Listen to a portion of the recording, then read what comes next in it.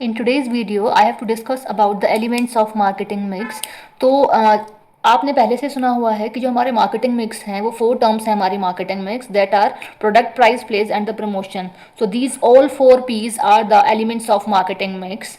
So the first is product mix, and product mix included product planning का मतलब क्या है कि किसी प्रोडक्ट के बारे में आपको प्लान करना है कि हमारा प्रोडक्ट क्या होगा, किस तरीके से बनाया जाएगा, किस तरीके से उसकी मैन्युफैक्चरिंग है, किस मार्केट में वो सेल आउट किया जाएगा, उसके मार्केट में कस्टमर है भी या नहीं है, उसकी डिमांड कितनी है. मतलब ऑल ओवर में प्रोडक्ट को बनाने से पहले, उसको मार्केट में लाने से पहले उसके बारे में हमें चीज़ों को प्लान करना पड़ेगा. प्लानिंग इज दैट कि आप किसी काम को करने से पहले उसके बारे में जो थिंक कर रहे हो, thinking before doing any work is known as the product planning. ठीक है, तो प्लानिंग का मतलब ये हमारा ये है कि प्रोडक्ट के बारे में आपको प्लान करना है कि क्या प्रोडक्ट होगा, कैसा प्रोडक्ट होगा, किस एरिया में आपको उसकी सेलिंग करनी है. तो सभी चीज़ें हमें यहाँ पे थिंक करनी है. तो वो क्या है, product planning related with the planning of product.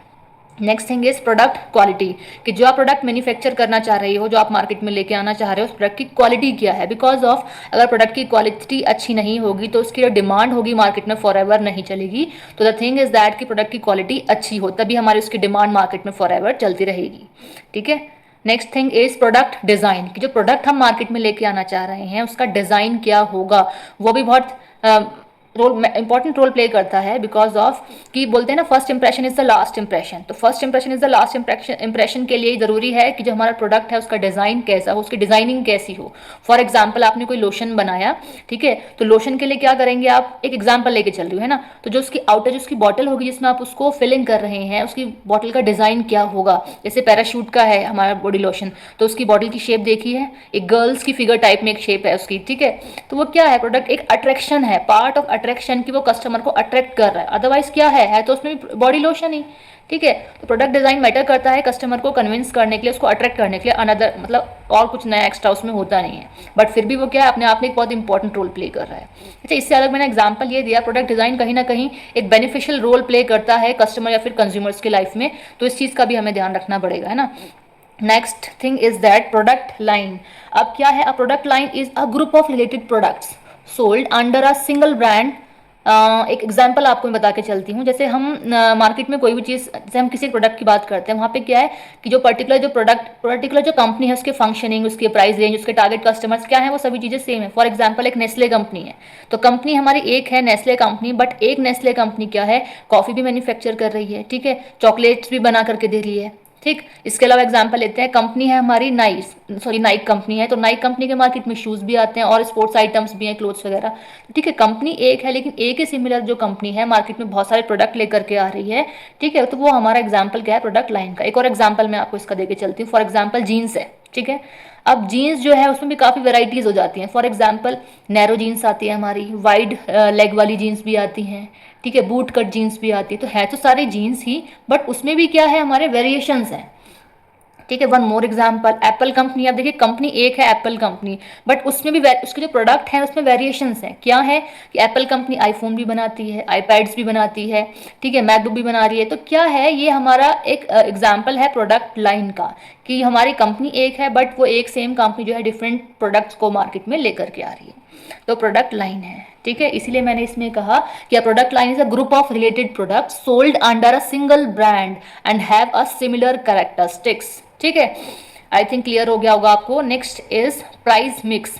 Price mix में अब क्या क्या आता है, फर्स्ट इज प्राइसिंग पॉलिसीज, कि जो हमारा कोई भी प्रोडक्ट बन के तैयार हो चुका है उसकी प्राइसिंग की पॉलिसीज़ क्या क्या हैं, कि फाइनली हमारा उसका प्राइस क्या रखा जाएगा, उसके लिए कुछ पॉलिसीज़ कंपनी की बनाई जाती है. फॉर एग्जाम्पल हमें किसी प्रोडक्ट का प्राइस ऐसा रखना है कि जो हमारे मार्केट के हर टाइप के कस्टमर उसको परचेज कर सकें. अब कस्टमर कौन से हैं, रिच भी हैं, पुअर भी है, मिडिल कैटेगरी भी है. अब हमारे तीनों कस्टमर जब किसी चीज़ को परचेज करेंगे, यूज़ करेंगे, देन तभी उसका फीडबैक दे पाएंगे. तो प्राइस मैटर करता है कि हमें प्रोडक्ट का प्राइस ऐसा रखना है कि जो हर टाइप के कस्टमर उसको यूज़ कर सकें. अब थिंग इज दैट कि प्राइस ऐसा कैसे हम प्राइस में वेरिएशन कर सकें. तो उसके लिए एक बहुत ही ईजी टर्म है. तो कंपनी क्या करती है, अगर हमें प्राइस में वेरिएशन करने हैं तो प्राइस में वेरिएशन करने के लिए क्या करेंगे, वो जो पैकेजिंग है उसमें वेरिएशंस कर देंगे. ठीक है, तो बहुत इजी टास्क है कि आपके प्राइस में भी वेरिएशन पैकेजिंग की वजह से से हो जाएंगे। फॉर एग्जाम्पल आप शैम्पू की बात करें तो शैम्पू के पाउच भी आते हैं, छोटी बॉटल भी आती हैं, बिग बॉटल्स भी आती हैं, तो प्राइस में अपने आप वेरिएशन हो जाएगा। तो इस तरीके से प्राइसिंग के रिगार्डिंग पॉलिसीज भी कंपनी बनाती है। Next thing is production cost, कि जब एक कंपनी किसी चीज़ का प्रोडक्शन कर रही है तो उसके प्रोडक्शन में भी जो कॉस्ट आती है, जो लागत लगती है उसे बनाने में, वो भी अलग अलग होती है। अब जैसी हमारी प्रोडक्शन कॉस्ट बन करके आएगी उसके अकॉर्डिंग ही हमारा प्राइस रखा जाएगा। तो डिपेंड करेगा, या फिर कंपनी इस चीज़ पे कॉन्सेंट्रेट करती है कि जो हमारी प्रोडक्शन की कॉस्ट है वो बहुत ज़्यादा ना आए, क्योंकि प्रोडक्शन कॉस्ट अगर मैक्सिमम होगी तो जेन्युइन सी बात है कि प्राइसिंग भी हमारी इंक्रीज हो जाएगी। ठीक है। Next point is that credit conditions. Credit की अगर हम बात करें, इट मीन्स क्या है, उधार देना। क्या है, बायर और सेलर इन दोनों के बीच की एक कंडीशन है हमारी। तो क्या है क्रेडिट कंडीशंस, क्या है, एक बहुत कोर कंपोनेंट है प्राइस मिक्स का। और अगर हम बात करें तो it is an strategic element use to manage customers relationship. ठीक है। Cash flows and competitive advantages. Example अगर हम बात करें तो जो एक सेलर और बायर के बीच के मैं कॉन्वर्सेशन या फिर उनके बारे में बता रही हूँ आपको। जैसे कि पेमेंट का पीरियड, अगर हम एज अ सेलर हम हैं तो हम किसी कस्टमर को कोई गुड्स दे रहे हैं तो हम ये ध्यान रखेंगे कि पेमेंट का पीरियड कितना होगा। ठीक है, किस पर्टिकुलर टाइम पीरियड में वो हमें पेमेंट कंप्लीट कर देगा, इंटरेस्ट रेट क्या होगा, इंटरेस्ट का चार्जेस क्या होगा। ठीक है, डिस्काउंट फॉर अर्ली पेमेंट, कि डिस्काउंट अगर कोई जल्दी पेमेंट कर लेता है कंप्लीट तो उसका डिस्काउंट आप कितना दोगे। ठीक है, अभी कोई on the spot payment complete करके तब आपसे गुड्स ले रहा है तो आप उस पर कितना डिस्काउंट करेंगे। ठीक है, या फिर क्रेडिट की टर्म्स और लिमिट्स क्या क्या हैं, ये सारी चीज़ें हमारे क्रेडिट कंडीशंस में आती हैं। जब आप किसी भी कस्टमर को या किसी भी पर्टिकुलर पर्सन को कोई भी चीज़ सेल आउट कर रहे हैं, ठीक है, तो इसलिए हमें प्राइसिंग के रिगार्डिंग हमें ध्यान रखना पड़ता है कि क्रेडिट की हमारी कंडीशंस क्या क्या हैं, वो डिपेंड करेगा कंपनी के ऊपर। नेक्स्ट थिंग हमारी आती है रिबेट। अब रिबेट क्या है, rebate is just like as the discount. ठीक है, या फिर हम कह सकते हैं a rebate is an incentive, a refund after purchase offering by providers. ठीक है, तो रिबेट एक तरीके से हमारा डिस्काउंट है जो कि एक कंपनी किसी भी परचेजर को या किसी भी बायर को देती है। ठीक है, वो डिपेंड करेगा conditions to condition. Next element of marketing mix is place mix. अब प्लेस मिक्स में हमारी आती हैं प्लेसेस। फॉर एग्जांपल इसमें लिखा है क्या क्या चीज़ें आएंगी। First is transportation. ट्रांसपोर्टेशन का मतलब क्या है, एक पर्टिकुलर प्लेस से किसी अनदर प्लेस पर सामान को, प्रोडक्ट को पहुंचाना में जो कॉस्ट, जो चार्जेस लग रहे हैं वो पार्ट ऑफ ट्रांसपोर्टेशन है एक तरीके से। ठीक है, फॉर एग्जांपल एक पर्टिकुलर प्लेस पे हमारा गुड्स मैन्युफैक्चर हुआ, तो मैन्युफैक्चर होने का हमें उसे मार्केट तक भी पहुंचाना है, तो कंपनी से लेके मार्केट तक पहुंचाने वाला जो सिस्टम है एक तरीके से वो हमारा क्या है, ट्रांसपोर्टेशन। ठीक है, तो ट्रांसपोर्टेशन का भी हमें ध्यान रखना है, कहाँ से कहाँ पहुँचाना है, ट्रांसपोर्टेशन में क्या कुछ चार्जेस लगेगा, सारी चीज़ें हमारी इसमें आ जाएंगी। Next thing is distribution channel. कि अच्छा मैंने आपको एकदम बताया डायरेक्ट कि कंपनी में चीज़ें मैन्युफैक्चर हुई, मैन्युफैक्चर होने के बाद हमें लास्टली कहाँ तक पहुँचानी होती है, कस्टमर तक पहुँचानी होती है। अब कंपनी से कस्टमर के पहुँचाने के बीच में हमारे काफ़ी सारी चीज़ें आ जाती हैं, जैसे कि कंपनी से कौन गुड्स मैंने परचेज करेगा, होलसेलर करेंगे, होलसेलर से कौन परचेज करेगा, रिटेलर करेंगे, एंड देन रिटेलर से कौन करेगा, हमारे कस्टमर्स करेंगे। ये मैंने एक आपको डिस्ट्रीब्यूशन चैनल बताया, बट डिस्ट्रीब्यूशन चैनल्स हमारे बहुत सारे डिफरेंट डिफरेंट टाइप्स के होते हैं। मैंने एग्जांपल लेकर के बताया, तो हमें ध्यान रखना पड़ेगा कि हमारा डिस्ट्रीब्यूशन चैनल क्या है जिसके थ्रू हम एक कंपनी से कस्टमर तक गुड्स को डिलीवर करवा रहे हैं।